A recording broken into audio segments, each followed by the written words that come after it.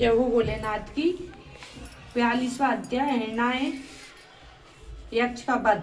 नारद जी बोले, हे ब्राह्मण, आप मुझे भगवान शिव की उन उत्तम लीलाओं के विषय में बताइए जिनकी यह लीलाएं बड़ी सुखदायिनी हैं। ब्रह्मा जी बोले, जलंधर के संहार के बारे में जानकर देवी सत्यवती के पुत्र व्यास जी सतन कुमार जी से यही बात पूछने लगे।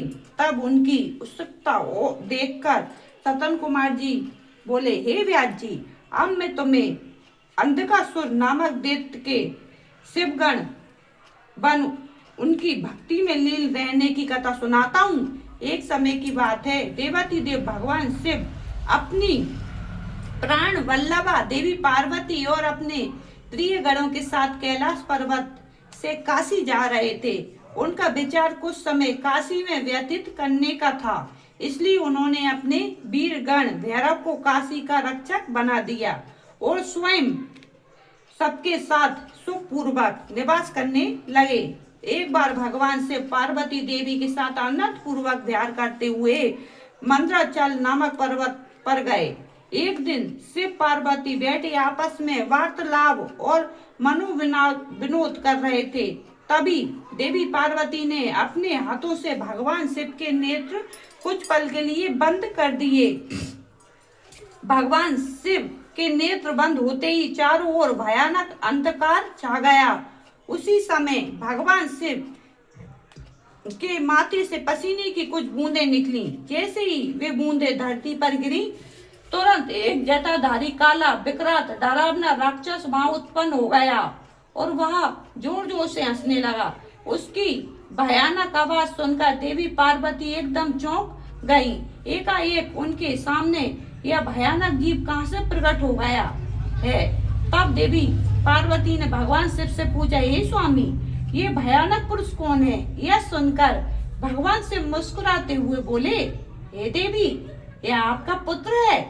जब आपने मेरी आंखें बंद की, उस समय मेरे माथे से कुछ पसीने की बूंदें गिरी, उसी से प्रकट हुआ है। यह जानकर कि वह पुरुष उनका पुत्र है, देवी बड़ी प्रसन्न हुई। भगवान शिव ने उसका नाम अंधक रख दिया। उसी समय हिरण्य नेत्र नामक एक राक्षस पुत्र की प्राप्ति की कामना मन में लेकर वन में घोर तपस्या कर रहा था। उसी की तपस्या से प्रसन्न होकर भगवान शिव उसे वरदान देने के लिए गए। उसने भगवान शिव को एक बलवान और वीर पुत्र की प्राप्ति की इच्छा प्रकट की। भगवान शिव ने कहा, हिरण्य नेत्र, मेरा पुत्र अंधक बड़ा वीर और बलवान है। तुम चाहो तो मैं उसे तुम्हें सौंप सकता हूँ। भगवान शिव के पुत्र को अपना पुत्र बनाने के लिए वह राक्षस व्यग्र हो उठा। उस पुत्र को प्राप्त कर हिरण्य नेत्र बहुत प्रसन्न हुआ और उसे गले से लगा लिया। भगवान शिव अपने प्रिय पुत्र अंधक को साथ लेकर अपने घर लौट आया। हिरण्य नेत्र अपने प्रिय पुत्र को लेकर घर लौट आया।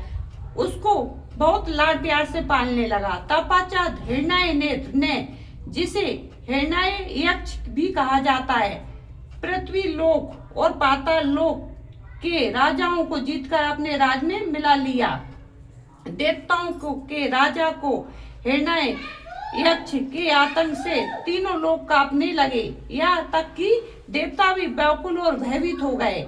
उन्होंने भगवान विष्णु को वाराह रूप धारण करके पाताल लोक भेजा। क्रोधित श्री हरि ने हिरण्य यक्ष का वध सुदर्शन चक्र से कर दिया। तत्पश्चात अधंग का राज अभिषेक करवाया। सभी देवता भय युक्त होकर बड़े प्रसन्न हुए और भगवान विष्णु की जय जयकार करने लगे। भगवान श्री हरि विष्णु आशीर्वाद देकर अपने वैकुंठ धाम को चले गए। अपने भाई हिरण्य यक्ष के वध का समाचार पाकर उसका भाई हिरण्यकश्यप क्रोधित हो उठा और उसने भगवान विष्णु से बैर बांध लिया। जय हो भोलेनाथ की, जय हो शिव पुराण की।